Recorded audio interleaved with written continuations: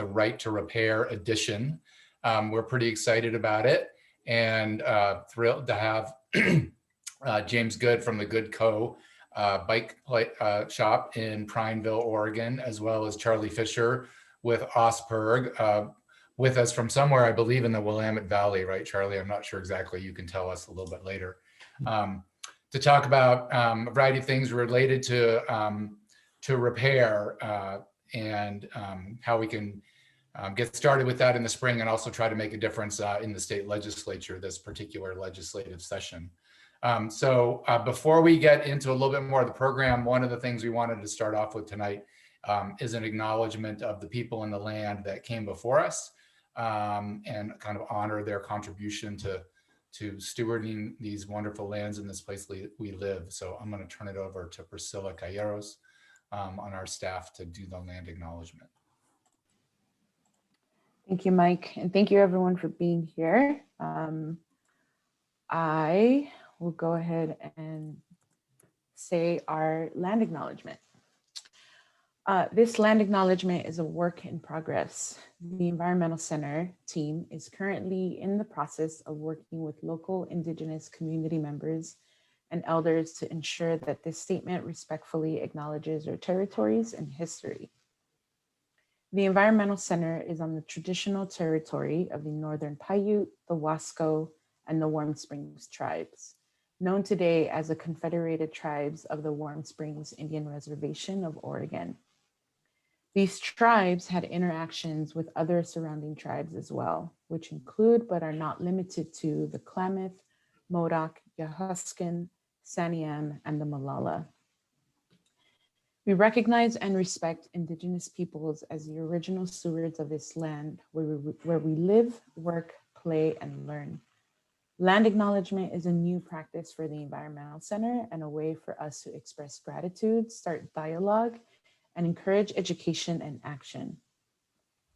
In 1855, the Warm Springs Reservation was created after the Wasco and Warm Springs tribes ceded 10 million acres of land to the federal government in an effort to prevent war, save their access to some of their homelands, and prevent the complete genocide and dislocation that had happened to tribes east of Central Oregon.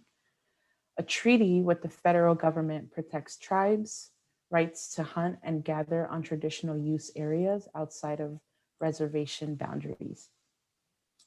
Many treaties have since been broken, changed, or unrecognized many times in the names of development, progress, and supposed rights. We pledge to continue learning about the Indigenous people who lived on these territories, to build relationships with tribal communities, and to include and uplift Indigenous voices as we deliver programs, events, and advocate for a sustainable future.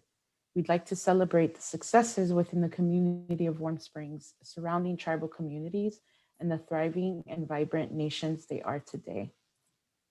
We encourage you to take time to learn about the history where you live, whose land you are on, and how you perpetuate ongoing colonialism. To start, you can visit warmsprings-nsn.gov. You can visit the museum at Warm Springs, and you can also visit native-land.ca for a map of territories. And we'll go ahead and put that in the chat. Thank you. Thanks, Priscilla.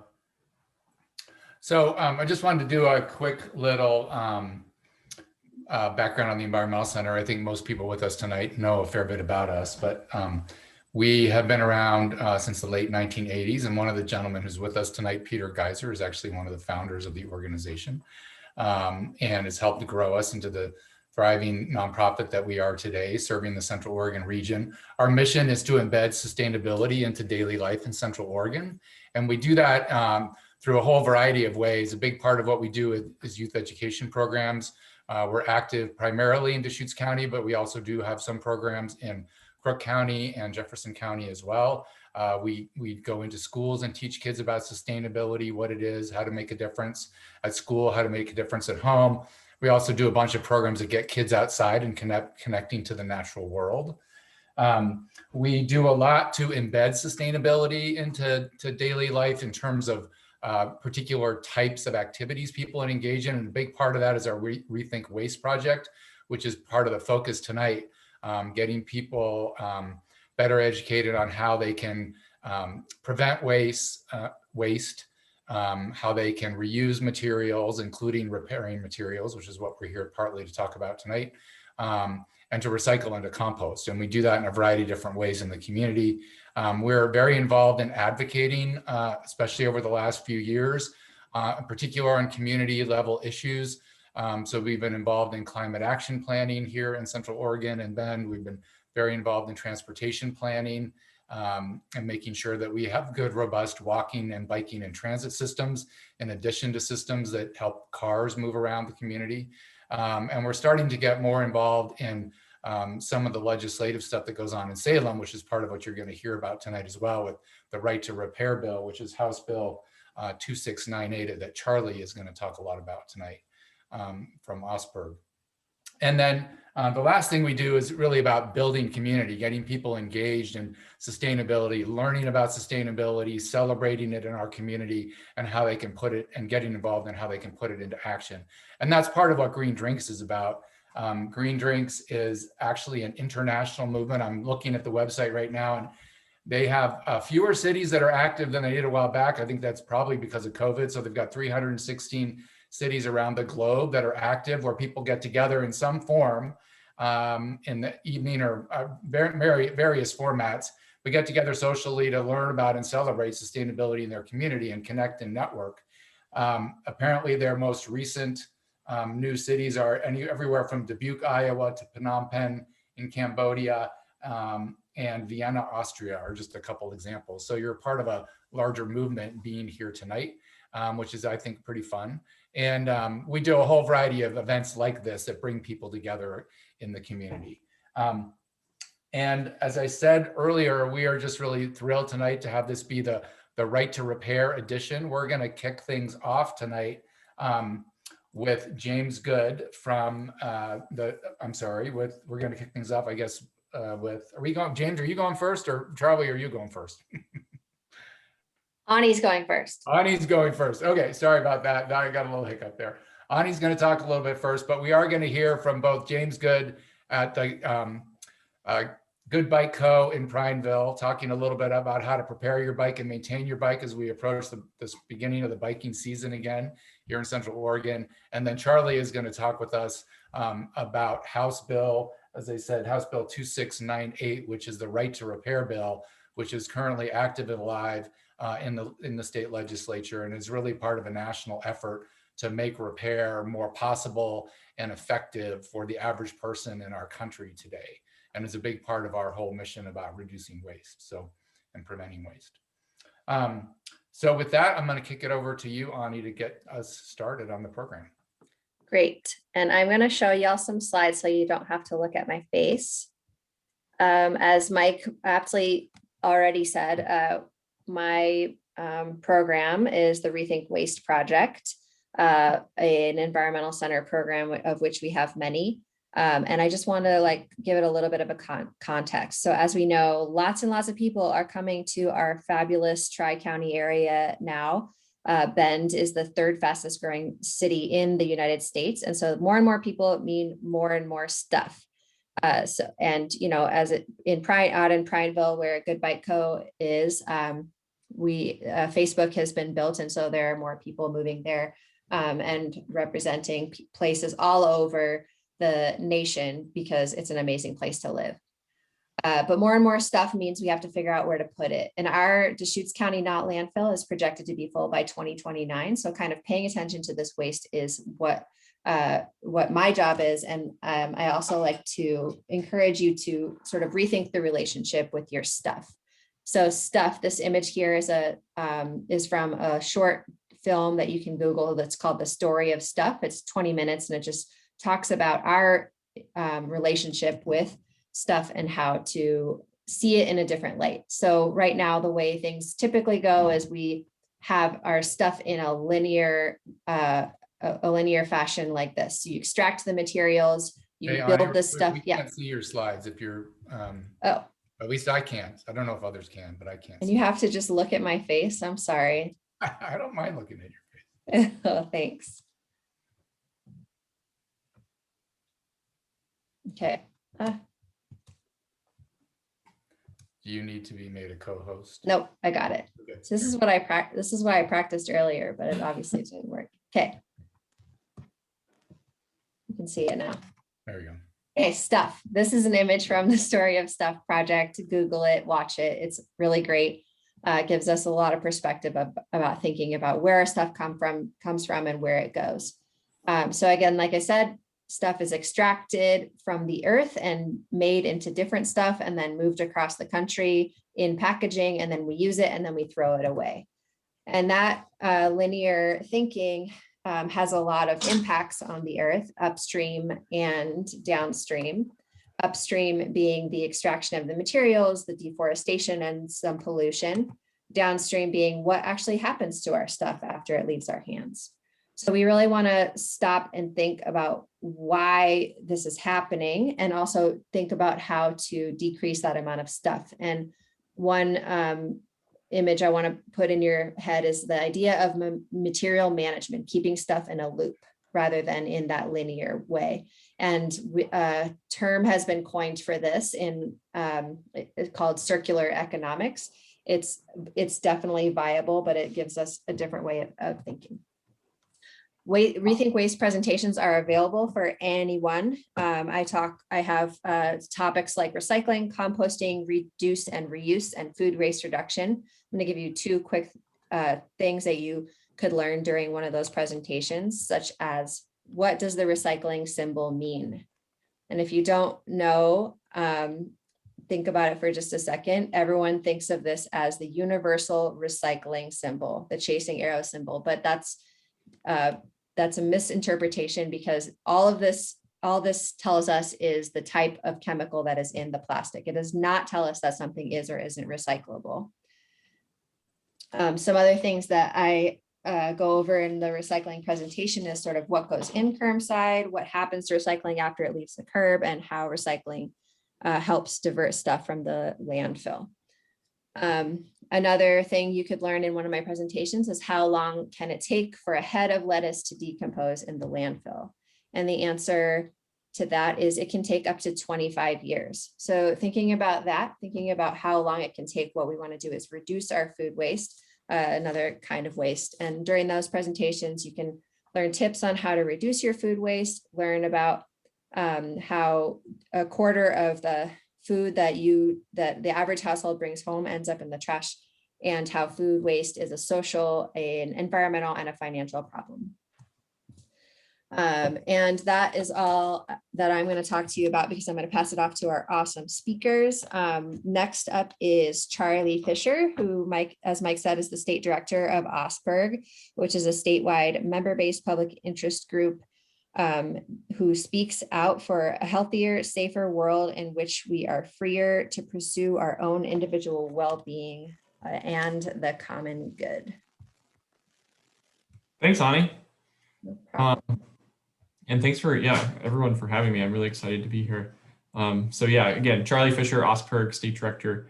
I guess you introduced who we are, so I won't go into that. But so I'm here to talk about right to repair, which, at its most basic, is pretty simple. It's just about making it easier to fix your stuff.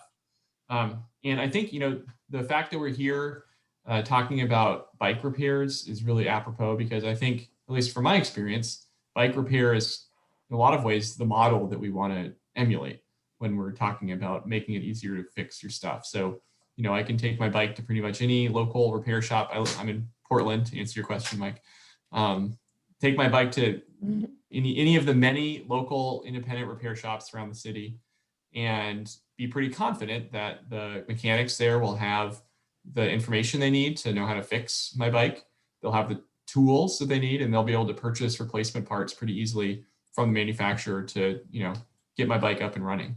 But unfortunately, as I'm sure many of you have experienced in your daily lives, a lot of new products, especially digital products like, computers, phones, increasingly appliances, are a lot more difficult to fix. because manufacturers often don't actually sell replacement parts, or they don't give out the tools for the proprietary screws to unscrew your device, or other software diagnostic tools that you need, or they just don't give out the repair manuals or the schematics to be able to replace a battery in a phone, or fix the screen if you cracked it, or got water on it.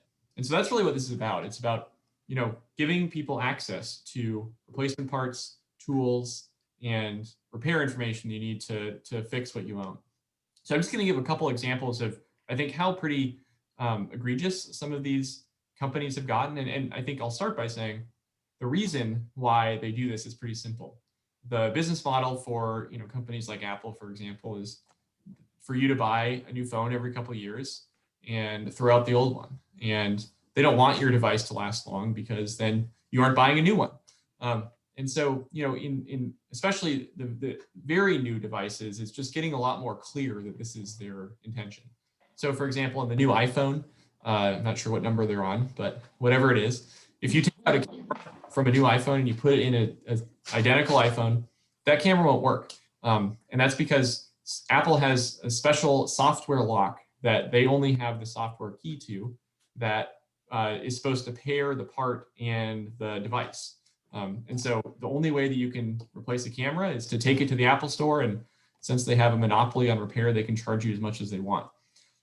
Same is true for appliances increasingly. For example, GE, new refrigerators, essentially you have to pay a GE licensed technician to come out to your home and type in a password to tell the GE that there's a new part in the refrigerator, even if it's a GE part. So it's not something that doesn't require specialized knowledge. It's just a kind of intentional barrier to fixing something that you purchased and that you owned, so that they can make extra money on repairs.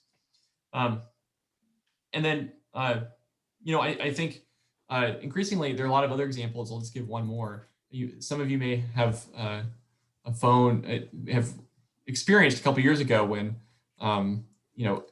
iPhones were slowed down kind of artificially. This is 2 or 3 years ago, because they claimed to extend the life of the battery. But, it was actually around the time they came out with the new phone. And when that came out, they said, okay, we'll give you a cheaper battery. And the unfortunate thing was, since they are the only ones who sell replacement batteries, you had to wait often months to get your battery replaced. If they simply sold those parts to replace to independent repair shops, or just to you and me, we could probably do it ourselves, but we can't. And so what Right to Repair is about is, again, it requires companies to provide the parts, tools, and repair information needed to fix things like phones, tablets, computers, and other devices. Now, I'm just going to give a couple examples of the implications of that, and then talk about the bill in the legislature and how you can help. So e-waste right now is the fastest growing waste stream in the world. And, it's just filling up our landfills and really across the world. And it's a growing problem that we have to address. The second piece of it is that most of the energy associated with a phone, for example, doesn't come from recharging it or using it. It comes from its manufacturing. In fact, it's about 85% of the total energy and therefore climate emissions associated with a phone comes from just creating a new one. And we estimate that if every Oregonian were able to extend the life of their phone by just 1 extra year, it would be the equivalent of removing 8,100 cars off the road in terms of carbon emissions. So those are two of the kind of environmental impacts. But there are all a lot of social and equity impacts as well. So, I think this pandemic specifically has really brought to bear a lot of the issues around the digital divide, especially in more rural parts of the state, where the state is working on rural broadband, for example. If you don't have a device to connect to the internet, it doesn't really matter how fast the internet is if you can't access it. And so as more people are remote schooling and remote working, there's actually an estimate from last May that 75,000 students in Oregon didn't have the computers they needed to go to school. At the same time, there are nonprofits around the state that actually take in old electronics and refurbish them and then donate them to low-income folks who need access to technology. One in particular is a organization called Free Geek. They're based in Portland, but they serve a lot of the state. And if you go on a tour of their facility, you'll see they have an entire closet full of old Apple computers. And the reason they have that is because they're just really difficult to fix. They say that they have to essentially smash those computers when they get a new one in and do a reverse engineer of a manual to how to fix it. And that's a waste of time. It's a waste of money. Just an incredibly inefficient and wasteful system that could be fixed and could get more technology in the hands of people who need it. But manufacturers don't want that. And then finally, this is just a principle of, once you own something, you should be able to do what you want with it. You shouldn't have to rely on a big multinational corporation to give you permission to, replace a battery. It's equivalent of, if Toyota said that it's too dangerous, or you shouldn't be replacing a battery in your car. Everybody would agree that that's a pretty inappropriate use of market power by a company, but that's exactly what these companies are doing. And because it's digital, it's not as intuitively as much of a problem. Now, luckily, there's something we can do. There's a bill in the legislature right now. It's, as Mike said, House Bill 2698. And again, it requires companies to make available parts, tools, and repair information to consumers and to independent repair companies and businesses around the state. It actually has a hearing. It already had a hearing, but it has another hearing this coming Wednesday in the House Business and Labor Committee. And hopefully it has a vote scheduled in committee on April 7th. So I'm going to just in the chat put a little petition / kind of interest form for anyone who wants to show their support and find out how they can get involved. Because really, I mean, it's funny. When you watch the testimony on these bills, there are a bunch of local nonprofits, they're small business owners, they're groups that do repair. And then there are just one or two lobbyists for giant companies that, as you might imagine, have quite a lot of power. So we know this isn't about, this doesn't affect, negatively at least, any Oregon businesses. It's about supporting local small businesses. And yet Apple and those companies have so much political power that we really do need just a groundswell of support here in Oregon to get it passed. I'll just close by saying this is a growing movement. There are 25 states that have introduced right to repair bills in the legislature so far this year. There are countries, France and other European countries, have started moving towards various policies that incentivize repair and make it easier for people to fix their stuff. So, I mean, really, I'm optimistic. I think it's a matter of time before we get there.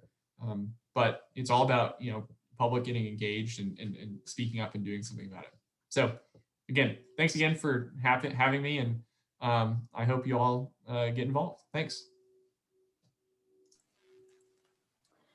Thank you so much, Charlie, for that awesome information. And I also I have an iPhone and I refuse. I will hold on as long as I can. If folks have any questions for Charlie, we would love them. We have a little bit of time for a Q&A with Charlie. So if folks have questions, please just put them in the chat. Priscilla, to kick things off, I did get a question in the chat. The question is for Charlie: will passing this right to repair make it more affordable for us to fix our phones? The answer is yes. And there are a couple reasons. So, I mean, currently, for example, the only place you can get original equipment manufacturer parts is to go to, say, the Apple Store. So this is really about creating kind of a more competitive marketplace and robust marketplace for repair. And so, Apple can't kind of charge you an arm and a leg because they're the only game in town. So yeah, I think it would. And it would make it easier for people to just extend the life of what they have. It would also make it easier for you to do your own repairs, so you wouldn't have to pay anybody.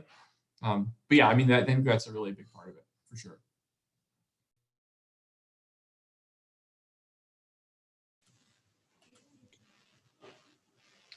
Awesome. Thanks for that question, Lauren. Any other ones that you found?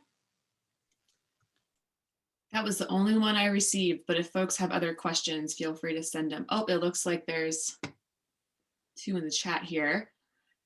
Wondering if you can talk about these 2 things. What's the connection of this bill to small businesses? And we have heard, I have heard that I can't, if something's affected Oh, by I think farmers. farmers. Farmers. Yep. Okay. Cool. Yes. Yeah. Yeah, totally. So, okay, the connection to small business is basically just that. I mean, I'm sure you've all seen kind of the cell phone repair store. That there are a bunch of them around the state, and basically what these small businesses do is they people bring in their phones and they do their best to fix the things that you bring in. But oftentimes they have to find manuals online, like just manuals that have been like leaked online, or just watch YouTube videos. They have to, use parts that aren't the best quality, and tools that aren't exactly what they should be using. And then, frankly, there are some repairs they just can't do. So, allowing small businesses to have access to all of the parts, tools, and information that Apple has or other companies have means that they'd just be able to do better repairs. They'd be able to better serve their customers, and a lot of them say they'd be able to hire more employees, lower their prices. So that's kind of how the connection to small businesses. And then, yeah, you're absolutely right. Farmers are a big part of the issue. The bill that is currently in the legislature right now does not include agricultural equipment. It just focuses on kind of consumer electronics. And I mean, to be honest, that is mostly a political decision. We introduced a bill in 2019 that did include agricultural equipment, but it just got so many different industries opposed that we decided it makes sense to kind of start with something that people really get and then expand it. I will say that there are a bunch of states that are agricultural only, or that include farm equipment and other things. So yeah, I hope that we will be able to expand it to farmers in the future, but currently it doesn't affect that. And then another question: how will this piecemeal approach impact right to repair laws? And then the connection to like California emissions laws. It's a great question. So there's actually some precedent. Massachusetts passed a right to repair law, actually via ballot measure, in 2013 for cars. And as a result, the auto industry actually agreed to make right to repair available to everyone in the United States, starting model year 2018 and beyond. The auto industry was a little bit being dishonest in that, so they had to go back to the ballot in 2020 to update the law. But I think it's quite likely that if Oregon were to pass this, something similar might happen. But I also think it's likely that eventually there are going to be multiple states that pass the bill. The actual bill language itself is pretty similar between states. We're coordinating with national organizations that are kind of, have smart lawyers who write the legislation to be conform between different states. But I think it could only help that we're having these different conversations in different states, because it kind of dilutes the opposition, and then it just means that there's more chances it will be successful.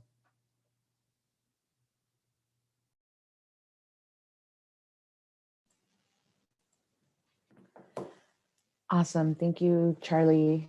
I think those are all the questions. Yeah, thank you. Okay, well, again, if folks have any questions, feel free to just put them in the chat and we'll try to get to them at the end. But Charlie, thank you again so much for your time with us. We appreciate it. And also the petition to show your support for House Bill 2698, the right to repair, is also in the chat. So feel free to click on that. Okay, we are next. I'm going to introduce James Good from Good Bike Company in Prineville. Good Bike Company is a local independent bike shop located at the crosshairs of the Oregon Outback and the Trans Am Bicycle Trail in the high desert town of Prineville, Oregon. They are a complete repair, service, sales, and adventures cycling shop serving Central Oregon, Ochako National Forest, and Greater Oregon. Good Bike Company opened their doors in the summer of 2014 in a former 1940s gas station. Owner James Good has been in the bike industry for over 2 decades, working in small mom and pop shops in South Dakota and ultimately with REI's flagship store in Seattle. After moving throughout the Rockies and the Pacific Northwest, he has come to settle in Central Oregon with his wife and partner, Natalie. Here, bicycling has become their passion and lifestyle. They love what they do and are excited to share their experience and knowledge with you. James, go ahead. Thank you, Priscilla, and everybody for asking us to join. Yeah, it's exciting to be here. I'll be honest, I'm a very big people person. I love talking to people, and this type of format is I'm all right with, but I one-on-one or in person is definitely my style. So I'll do my best. Bear with me. I'm also big into questions. So if people have questions, the interruptions kind of actually work good for me to kind of keep my flow going. But so yeah, we've been open for 7 years. We started the shop from the ground up. The Trans Am Trail comes through here, which is over 4,000 miles from coast to coast. We see people typically self-supported touring, whether they leave from the west and go east or vice versa. The Ochako, the Oregon Outback starts in Klamath Falls and goes to the Columbia River, or again, vice versa. We're the only major bike shop on trail, other than there's at least 1 or 2 bike shops in K Falls. So we see a lot of self-supported tours and a lot of self-supported tours from all around the world. So it's almost like we're working in a little bit of a vacation, if you will. And then we also have a lot of events we've started. We started the Ochako Gravel Roubaix, which is changing names this year, and will be in its at least 6th or 7th season, which is a gravel race. We took over the Firecracker, which is during the 4th of July, just kind of a fun, casual road ride. And then we've also started the Ochako Overlander, and here momentarily, I want to share a little bit about that. But you know, the team we have here now and the community that we're in, it's been amazing to see how we've landed here and to see where things are going. I'm sure a lot of you are very familiar with and or even members of COTA. Crook County has its own COTA chapter. COTA, you know, in the 7 years we've been in business, every year there's new miles of trails, whether it's locally in town, in the Ochako National Forest, and just to see the expansion and the growth of cycling just in Crook County has been amazing. And, you know, one thing I tell people all the time is a lot of it, I heard it mentioned today with Facebook and Apple. We have Facebook and Apple data centers here in town. Prineville is not a dying community. Obviously, Central Oregon is expanding exponentially. And it's just kind of, it's fun to see it, and it's fun to ride the wave. And I feel a little bit of a double-edged sword, because personally, I like going into the Ochakos or into these outdoor spaces and having solitude. As a business, we like to watch and see this grow. So it's kind of the balance, if you will. But specifically, I'm going to share a 5-minute episode of our Ochako Overlander trip. It's a bikepacking trip. It's a 4-day, 3-night, roughly 200 miles, depends on the year, depends on the route we do. And our friends, if you're familiar with the Path Less Pedaled, Russ, he's really big into YouTube and blogging, vlogging. And because of them joining us on our Ochako Overlander trip, we've had just outstanding interest. And this year we're capping it at 50 people. We're mostly full already. And we have well over 200, almost 250 people on a wait list. So the interest, I think, is both because of the videos that have been produced. And again, we'll share a 5-minute video here in just a minute. Also because of COVID, everybody's been home. The gyms have been closed. Everybody's working from home. And you know, you can see behind me here, This bike is a bike that we haven't been able to get for about 6 or 8 months. So bikes are kind of like unicorns at this point. And everybody's just itching to get out and do something. And I think we've all seen that at our trailheads or our parking lots. They're maxed out. So I think, again, that's a good and a bad thing. But Priscilla, if you don't mind, let's play that video. And then after that, we'll go ahead and talk about some bicycle maintenance repairs, some minor repairs, and some of the other things and some of the programs that we're involved in here at the bike shop. Awesome. Thank you, James. Yeah, let me share my screen. Share sound. Let's hope this works. Can I just get a thumbs up if people can see my screen? Okay, I see a thumb. Great. And I'm going to go here full. More than half, 30 miles left, about 2,500 feet of climbing. So less. Can people hear that? Can I get a thumbs up from someone? Yeah, okay, great. We will continue. Horizontal mileage, similar vertical upness, and it's begun already. So far, the bike is doing pretty well. I feel like it climbs really well. Tires are leaking a little, so the sealant hasn't fully penetrated. Kind of my fault for taking a brand new bike, untested bike, on an event like this. But otherwise, so far so good. This is a pretty stiff climb right after lunch, hovering around 10%. Figured I'd do some gear updates. So far, I'm really stoked on this packing system. The T-Rack from Tumbleweed makes an awesome support for the Caradice. Bags by Bird Bag, doing awesome. I did touch the wheel twice, so if I had a slightly higher handlebar setup, it wouldn't be a problem. Yeah, totally stoked on this setup. Prefer it way more to like a bike packing setup.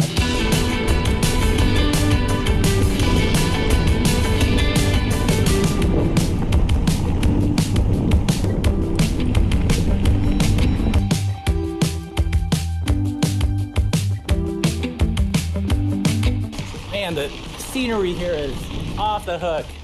I would totally stop and make a watercolor if I didn't have to ride 75 miles today. The road has this beautiful S-curve, keeps on twisting, and you've got the mountains like bam. And even the sun's trying to come out. So good, so epic. It's like this crazy dirt roller coaster. It's ridiculous, it's ridiculous. You can almost forget about the climbing, almost. Not quite, but almost. Yay, sun came out. This should be the last little bit before rolling into camp. I can't really describe it. Video's not gonna do it justice. You guys just have to come out here because it's bonkers. Let's get her done.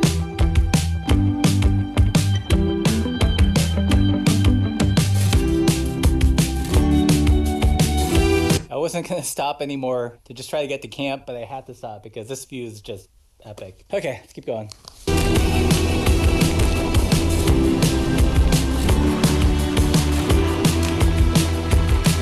That's just like insane. All right, so another little creek crossing, which is significant. Well stated. Look, he's got Crocs. He's ready for it. Yeah. Going to do a depth check on how deep it is. See? Turn around, don't drown. All right, there you go. Oh, it was close though. About that deep? Shin deep.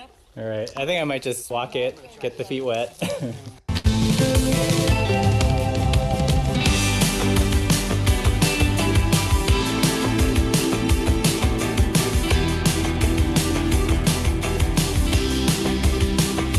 All right, so we've climbed up this steep little dirt road up to the plateau, and there is the John Day below us. What do you think, Kyle?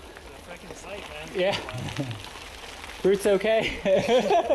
I'm looking forward to like some campfire and hot dogs and stuff Yeah. like that. Got like 4 miles to go. Yeah.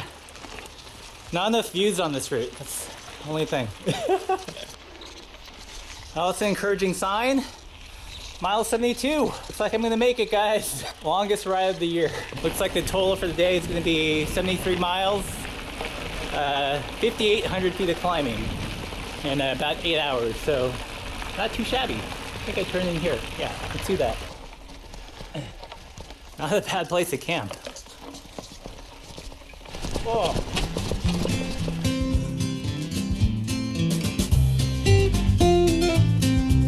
All right, so tent is set up. I'm gonna go check in, grab my drop bag, see if there are any snacks and or beer. But here's the camp. Here's another tarp tent. Looks like a very ultralight shelter there. Another tarp tent. I didn't know there was bike parking here. This is really fancy.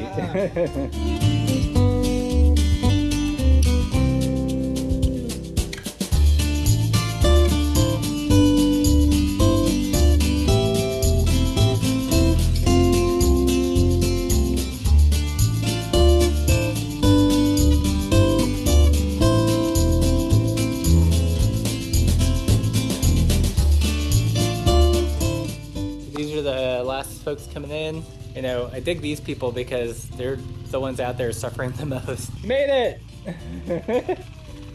Just go straight to the lasagna. So I think that's it for day one. Tomorrow's gonna be really casual, gravel cap. All right. How do I get back? 1 second, folks. Okay, we are back. Was that good, James, or did you want me to continue? Yeah, that was perfect. And I don't know Okay. about everybody else, but that gives me the itch for sure. And again, the feedback with that you don't get through Zoom right now. Just watching that, that's an event we put on. That's the Ochiko Overlander. That's also us as a bike shop and me personally in a nutshell. I mean, if I'm not at the bike shop or with my family at home, that's probably where you're going to find me.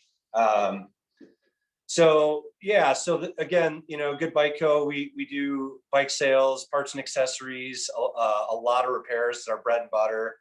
I also started it with, kind of touring based, which goes off a lot of these touring routes that come through town. And then some of these routes that we've not only created, but also some of the events that we put on. So if you guys have any interest in that, definitely reach out. As you can see, videos like that. I mean, I'm the one doing the event. I'm the one putting on the event. I also ride in the event with all the other riders. We have a great volunteer crew. And every time I watch that, I get the itch. It's like, I need to get back out there. So with that said, I know a lot of what we want to talk about a little bit tonight is kind of bike maintenance. We'll touch on that shortly. Kind of again with the environmental center and some of the things that we're doing, I would love to be better at reducing waste with this bike shop. I'd love to learn more from you guys.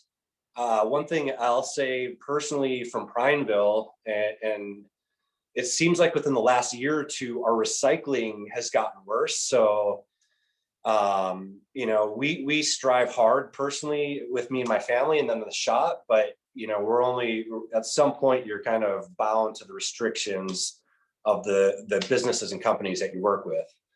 That event specifically, we don't shuttle people. So that starts and ends in Prineville. There's maybe a half a dozen vehicles that go on that tour for 4 days and 3 nights. It's all off grid or mostly all off grid. So, as far as waste with that event, it's very, very minimal. Some of the other advocacy around transportation, as you all probably know, e-bikes are exploding right now. E-bikes alone from just your traditional bike allow people that feel there's a barrier of entry to cycling to be back on a bike. And personally, I broke my ankle about 2 months ago, and I'm just now slowly starting to walk again. I have an e-mountain bike, and I used to just use it for just like simple recreation or just kind of a one-off. And now I'm using it as rehab. So I'm a very big, I'm a user at this point because I need it. My ankle's not strong enough to get on a traditional bike yet, other than an indoor trainer, if you will. So e-bikes are awesome. There's multiple classes, class 1, 2, and 3. I won't necessarily go into detail of those, but I think that's one way. Ultimately, I guess some e-bikes too, you can almost call them a car killer, or, it virtually just replaces your car for a lot of these short commutes and or commuting to work or school, because it allows you to wear your traditional clothes, maybe even your work clothes. You work up less of a sweat, especially in short distances. And you don't need to dress differently, if you will. So it kind of just allows anybody to jump on a bike, and if you hit that big hill, you can boost up your assist and pedal a little bit less and still get up that hill without having to get off and walk, or even just the fear of, I don't want to ride that hill. So I think, you know, definitely e-bikes are here to stay. We're kind of following Europe's trend, and they've been growing exponentially in Europe, growing exponentially in the US.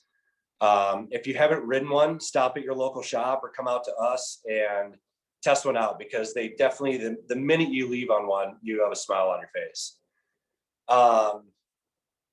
You know, we also, some of the other things about kind of safety, visibility, different things like that. Some of the things we stress are, you know, there's a lot of high vis clothing. Helmets have high vis.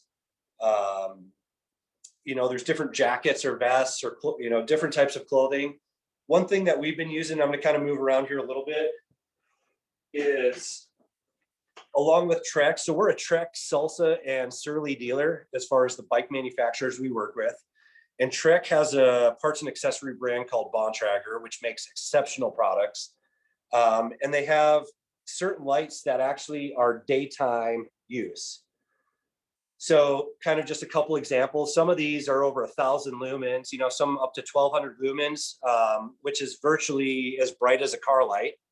And if you think about it, every vehicle has daytime running lights at this point. And a cyclist is much smaller than a vehicle. We're usually off to the shoulder. So I would definitely suggest investing in a really good light set, and maybe it's going to cost you $50, maybe it's going to cost you $150. In my opinion, that definitely that cost is much better than the alternative. I use daytime running lights constantly, so I have or lights constantly. I commute to work as often as I can, and whether it's daytime or nighttime, my front and rear tail lights are on. And there's a big difference between a $20 light set and a $100 light set. So do your research and do your homework, because just having something on your bike doesn't necessarily mean it's doing the correct job. Some of these lower end light sets, it's still hard to see day or nighttime. So it's worth being visible. I think we would all agree on that. So now I think what I'll do is I'll kind of get into some repairs. I'm not going to get super in depth. If you guys have questions, please ask them now. And as I continue to talk here for the next short bit, I'm happy to answer them. You know, feel free to interrupt me. One thing I'd say, you know, you heard Russ say on that video, he had some tubeless sealant. If your bike has the ability to go tubeless, I would highly suggest it. It's a much more comfortable ride. It's much more robust against punctures and going flat. And so he was talking about his sealant wasn't quite working that well. And ultimately, with tubeless, again, I'm not going to get into too much detail, but tubeless, you take the tube out of the tire, and you need a specific rim and a specific tire. And then you put sealant in there. And here's a couple examples of some sealant. And that sealant guy sloshes around as your wheel is turning. And if you were to hit like that trip we did in the Ochiko Overlander, we go through goat head country or puncture vine, and it's guaranteed you're going to pick something up along the way. And as those tiny little holes are penetrated through your tire, that sealant feels that air gap and it seals that hole. To the point where you maybe don't even need to stop. Maybe you just continue to ride. So it's for longevity of riding and the chance of reducing flats. I would highly suggest going tubeless if that's an option for you and your bike. Some of the other things. It's called sit back down. It looks like it's called a drop test. So when you take your bike out of storage for the winter. We hear it a lot here. You know, it's like, I haven't had my bike out of the barn for 10 years. Just pick the bike up, you know, an inch or so off the ground and hold it, support it, but let it hit the ground. And if you hear a lot of clunking and rattling, it's kind of telling you that something's loose or something's not quite right. So just kind of basic maintenance that we can all do at home that I feel we all kind of neglect. You know, I've had some times where you're out on the trail and then something happens. It's like, man, if I would have just taken 5 minutes before I left the house, I would have not had this problem on the road. And problems on the road are not the most ideal. I think we'd all agree. So the drop test is a good indicator or a good way to kind of tell if something's wrong and or if you need to address it yourself if you can, or maybe take it to a shop. Another thing that we like to do here, kind of as we're checking bikes in for maintenance, is I kind of go perpendicular to the bike and grab the wheel and go side to side. And can you feel, are your hubs loose? You do that to the front and rear tire. You can also, grab 2 spokes at a time, and do your spokes feel tension equally? And you'll also find if for some reason there's a broken spoke, you'll quickly find the broken spoke. And you don't need to, there's a tool called a tensiometer. You don't need to get that techie about it. The idea is, and my hands are almost tensioned for this at this point after 25 years of working on bikes. If they all feel equal, we're doing pretty good. If you can kind of wiggle a spoke and or the spoke's broken, again, another reason to take it to a shop. And then kind of some of the basic adjustments or cleaning is, definitely consider at the end of each ride, especially when it's wet. We don't live in the Willamette. Out in Central Oregon, we have pretty good environment out here, very dry and dusty.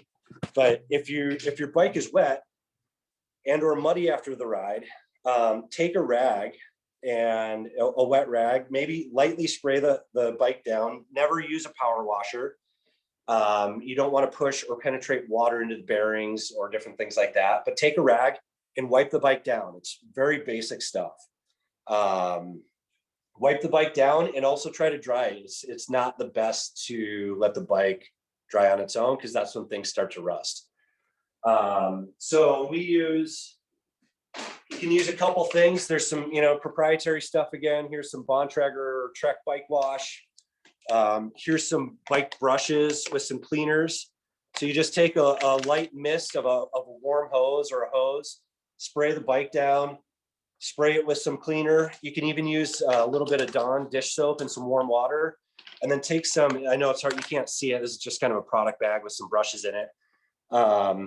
Take some light brushes. You don't want to use anything too powerful and start scratching or damaging the bike.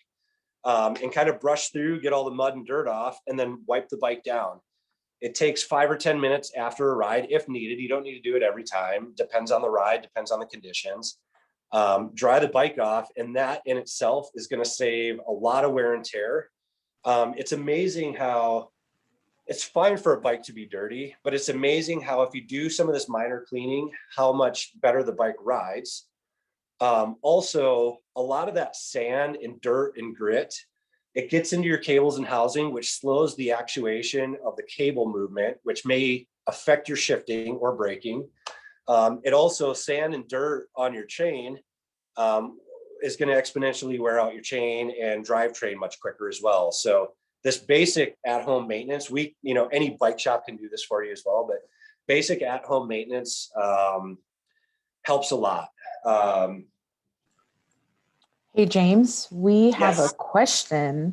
Yes. If your chain becomes rusty, how do you clean it off? Well, there's a couple different ways you can clean it. I guess I'd ask the question, how did it become rusty, and then what else is going on? There's always a question for the question. Some ways what you can do is almost just kind of douse it in lubrication and just kind of work it out a little bit. There's some chemicals that can take rust off of chains. At some point, I don't know what the environment is. Obviously, if you're on the coast, that's more likely to happen. Maybe in rainy environments, it's more likely to happen. What we see a lot, or when talking to customers, is, where maybe the question is, or maybe the point is for me to the question is, where is it stored?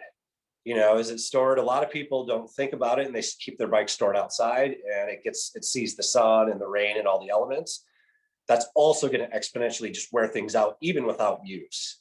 As we know, the environment takes its toll on products. So there are some ways to clean that off. Other times, maybe a chain, chains are pretty inexpensive depending on which bike you have. So maybe it's easy enough. You just, again, not to throw a chain away that's not expired, but maybe you need to replace it for that one piece. Maybe then the bike's good to go. It's hard to say without seeing the bike, I guess. With that said too, kind of a segue. So great question, and thank you for that. When lubricating the chain, I take, just your bottle of chain lube. There's a lot of different styles and brands.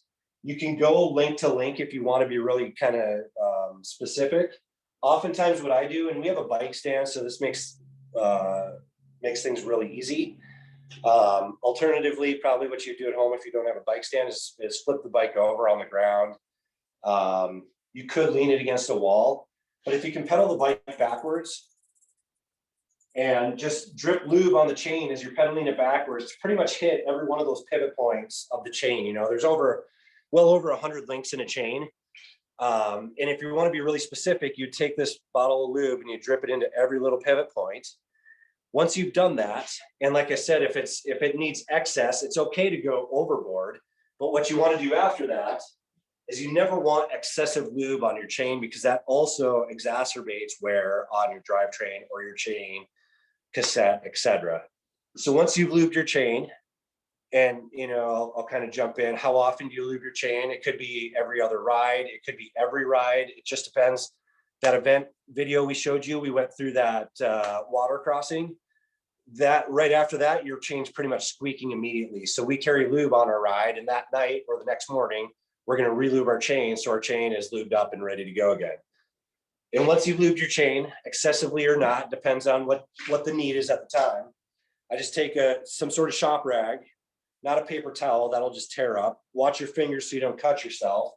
And I literally grab the chain with the rag. I don't know if you can quite see that.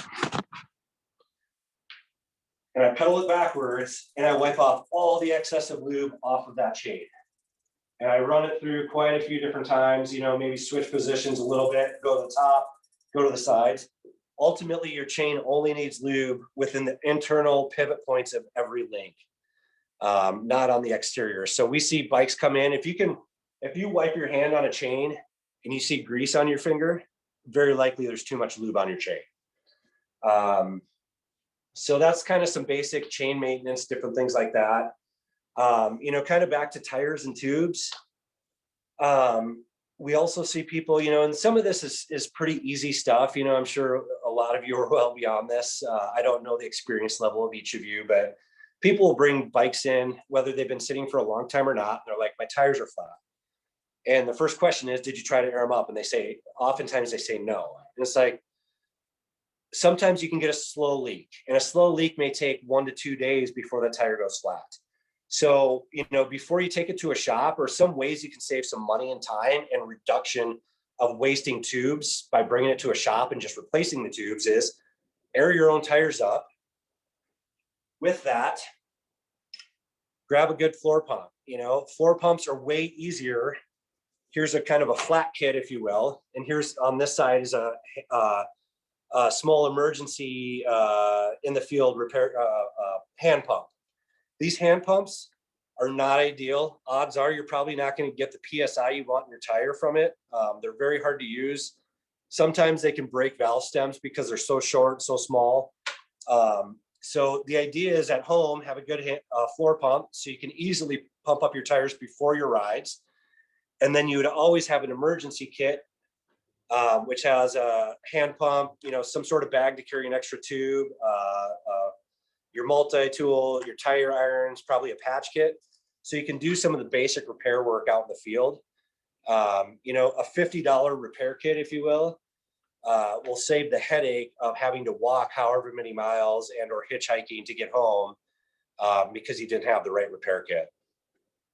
So air up your tires, lube your chain, do that drop test, and does your bike seem okay? If it hasn't been worked on a lot or for years, maybe it's time to take it to a shop and have kind of that next level service.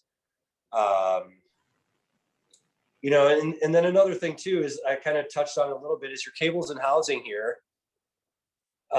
This bike specifically, I don't know quite how well you guys can see on your end, but it has full length cable housing, meaning the cable is not exposed at any point other than at the shifter and at the derailleur. So it's less likely to get dirt and debris inside the cable housing. Oftentimes you'll have bikes that have exposed cables. It's totally fine. But what happens, you get dirt, debris, sometimes those cables can rust. And as that happens, that also slows down the actuation of that cable moving within the housing. And so, simple things of, having you or your shop replace cables and housing can also kind of, you can get a lot of longevity out of a bike that way. James, Any other questions? Yes. yeah, we have another question in the chat. What brand of chain repair do you recommend for bike packing? Chain repair or chain brand? Oh, I'm maybe? sorry, chain repair tool do you recommend for bike packing? Chain repair tool. Great question. There's a lot of them. So Park Tool, if you can see behind me here, you see a lot of blue. Park Tool is based out of Minnesota. They make a lot of professional bike repair tools, both for the recreational or end consumer, also for the professional repair shop. Park Tool has some great tools. You can find a lot of, I'll kind of just use this as an example. This doesn't have it, but here's like a multi-tool. It has a lot of your just basic tools to do basic repairs on the trail. And an example of that would be, you crash and your brake lever moved, or you crashed and your seat shifted or something happened. So the multi-tool allows you to do basic adjustments again to get you either back to your car, back to your house, or back to the shop. Some of these multi-tools come with chain tools. So I don't think it's as important as what brand is the best as maybe the better question is how many gears does my bike have? And is that chain tool compatible with my bike or my fleet of bikes? And do I want something integrated within a multi-tool, or do I want something individual? Because when you think about touring, you also try to think about reducing weight. And so sometimes combining some of these tools can reduce size and weight and different things like that.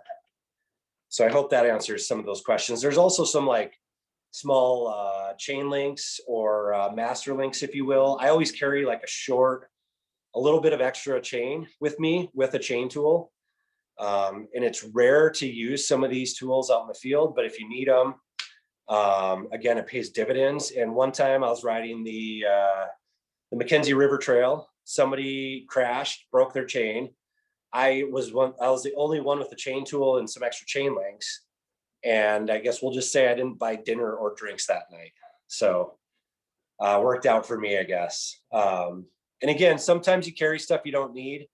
But again, it's kind of like carrying, chains for your car and jumper cables for your car. And odds are you don't use them for years and years and years. And when you absolutely need them, you're thankful you carried them the entire time. James, do you ever do repair clinics? Yes. So kind of when I opened up, so we do repair clinics. I mentioned this to Priscilla when we were kind of executing this event. Our repair clinics are specific, whether it's bike maintenance 101, maybe tubeless conversions. We do some bike packing clinics, we've done a 101 and a 201. They've always been held at the shop. Due to COVID, those have been canceled all of last year. We're slowly waiting to start integrating them this year. Obviously, operating a small business, our footprint indoors here is about 1,100 or 1,200 square feet. So we're a very small shop. And then you put our repair center in here as well. We don't have a lot of space. We have a great grand outdoor space that we use. And so, yes, we do clinics. I hope we have more clinics this year, which I intend and plan to do. And then each of those clinics is specific, right? So then when you see those clinics pop up, you'll know what you're coming for. We can kind of, then people are in person and we can kind of gauge experience level. Maybe we have 10 or 12 or 15 people and we can kind of gauge what type of bike does everybody ride? Are people riding tubeless or not? You know, are you going out for short 1 hour rides? Or are you going out for 8 hour rides and, you know, out in the backcountry? So one thing I'd say with that is consider following us on Facebook if you're not already, or Instagram. I guess I'm not quite done yet, but if you want to email me, you can email me. It's jgood, JGOOD at goodbikeco.com, and I can help you that way, or at least get you on our newsletter mailing list. And that's just a good way to kind of stay in touch with our shop. Our handle for Facebook and Instagram is Good Bike Co. So yeah, so those are, I guess, again, some pretty basic maintenance tips.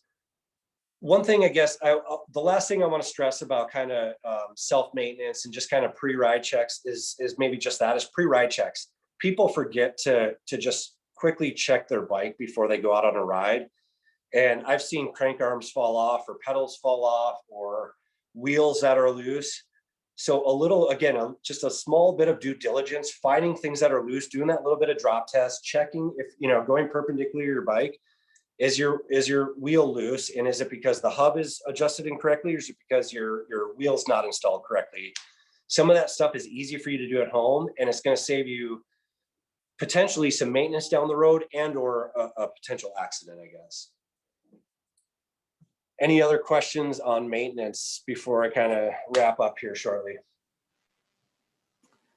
I don't see any more questions in the chat. If folks want to go ahead, we just have some praise saying that James and crew make the trip to Prineville totally worth the drive. Cool, thanks. Yeah, we love that. So some of the other things that we do, you know, kind of what we do to try to recycle parts, recycling or reusing bicycle parts. We've worked with Bicycle Resources of Bend in the past, and through the holiday partnership here in Prineville. And what we do with that is Bicycle Resources of Bend is kind of the lead role in that. We've just assisted them over the years. And what they do and what we do to help them is we receive bikes that are just donated. Somebody says, hey, I'm no longer using this bike, regardless of the price or quality, etc. We receive those bikes, or Bicycle Resource of Bend receives those bikes. What you then do is you kind of cherry pick the better or the best bikes that you can out of that fleet. You take the bikes that are kind of out of commission, if you will, for different reasons. You take those parts out of the out of commission bikes and you rebuild the bikes that are worthy of rebuilding. And so then you can rebuild some bikes. And within this holiday partnership, Bicycle Resource of Bend has donated bikes to different kids and families that can't afford them, and that's usually during the holiday period. So that's some ways that we help to kind of recycle bikes or parts, different things like that. We've also worked with a group. I'm going to step out here. So I lived in Colorado for a short period, and there's a group called, or a business called Green Guru. And they make, if you guys can see this, so this is actually, it's a backpack and a pannier. So it's a pannier that can just go on the rack of your bike. And then when you get to your location, you can take it off and use it as a backpack. But this is made out of recycled bike tubes. So they receive used bike tubes. I used to work in the climbing industry as well for a while, for kind of in between bike industry. And they take used bike tubes, they take used climbing ropes. They actually take old and expired billboards, the vinyl of the billboards. They take, so this here is a Good Bike Co koozie that's made out of recycled wetsuits. So I actually worked with them when I was in Colorado, and now I use them for their parts and accessories and product. And so they, you know, they take this decommissioned product and repurpose it into something that's, again, useful. So we're always striving to, you know, repurpose things and be as environmentally as possible. You know, we're definitely not perfect. Nobody is. But I think just simply being a cyclist and, hey, if you're going, less than a few miles and you can jump on your bike versus jump in your car, why not? There's enough now with all the bikes manufactured today, and whether it's a new bike or not, there's so many different ways to carry your gear. There's so much good product in the bike industry right now that it's easy to carry heavy loads even on your bike. So I would just advocate for that. Ride your bike as much as you can. We try to do that as much as we can here, and obviously we're in the cycling industry, so we're on our bikes as much as possible here. So last thing, just kind of in closing regarding new and used bikes, due to COVID, there's a shortage of bikes and parts and accessories. So if you're looking to sell your bike, it's a seller's market. If I would also caution you, don't sell your bike before you have something else if you want another bike, because it's very hard to find them. So one thing we're doing now is, we've always been and will always be a repair shop. It's a big part of our business, but this year especially, repairs is going to drive a lot of what's going to keep us in business. So visit your local bike shops, bring in your bikes. Now is the time to get your old bike or your current bike back up and running. New bike day is fun, and we love taking those pictures and sharing those stories, but product is just much harder to come by at this point. So thank you. Any other questions for me? I don't see any other questions. Just thank you, James. Lots of praise. I'd say, if you guys ever make it out to Prineville, or that trip we showed, that 5-minute video we showed, that's out near Mitchell in the John Day River. If you ever come through town, we have beer on tap. We have a great outdoor seating area. We just love watching people come through and kind of sharing stories, whether it's biking related or not. So our door's always open. Everybody's welcome, and we'd always invite you out if you have. We have folks that come from Bend to buy bikes and get repairs from us. So if that seems to be your gig, we'd love to work with you on that. Awesome. Thank you. And Ani says, thank you, James. I can't wait to come out and visit you and the Ochocos. Thank you, guys. Okay, so we are wrapping up. Again, if you have any other questions, just go ahead and put them in the chat. We are going to do a giveaway. Good Bike is donating some water bottles, some t-shirts, and some stickers. And I will do that post-event. You will be contacted if you do win, and we'll make sure that we get your raffle giveaways to you. And if you're in Prineville, we'll let James know who the winner is.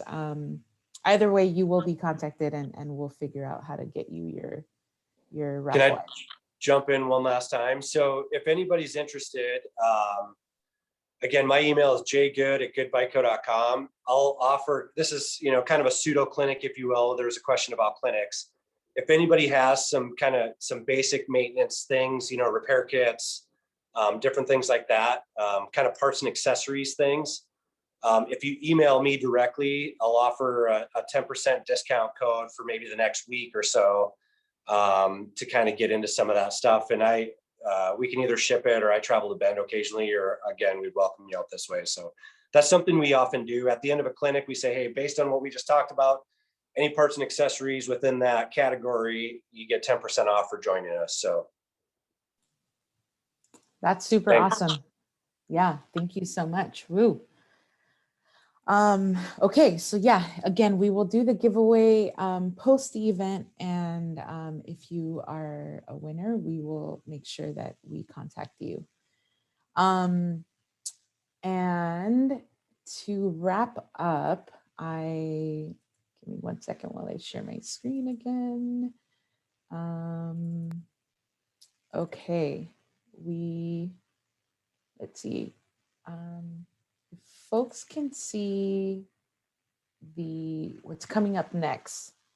if I could just get a thumbs up in one of the windows here to make sure that folks can see my screen. Yes, cool, awesome. All right. So again, thank you to James. Thank you to Charlie. We will be following up with resources and contact info and a recording of tonight's event. And again, if there are any follow-up questions, feel free to put them in the chat or share them with me or with James or with Charlie. So coming up, we have our Earth Day kickoff is going to be on Friday, April 16th through Sunday, April 25th. We're running a series of virtual and limited in-person events. We're going to have a self-paced scavenger hunt. We're going to be promoting missions to get you outside, to learn something new, to build a healthy habit, just to connect with your environment and your community. So be on the lookout for that. We're also going to do a virtual parade, so a costume contest on social media. So for those of you that are super crafty, start thinking of some awesome Earth Day themed ideas and get those costumes going. And we'll definitely be providing some ideas and yeah, just sharing those ideas and eventually do a virtual parade. If you have a chance, go to our website, envirocenter.org. You can see last year's video, which was super awesome. We're also going to be doing a film screening. We're also going to be doing a Meet the Artist. We'll also be doing some story time with T-Fly and the Earth Guardians, and Noche de Cuentos, which is a night of tales with a community member in the community, in the Bend community, both in English and Spanish. So just be on the lookout for that. Again, we will share that all on our website, envirocenter.org. So stay tuned for that. And I will pause sharing. And again, thank you to everyone for being here. We really appreciate it. We'll be following up with some resources and contact information. Have a good night and thank you again. Thanks so much, everybody. Have a good night.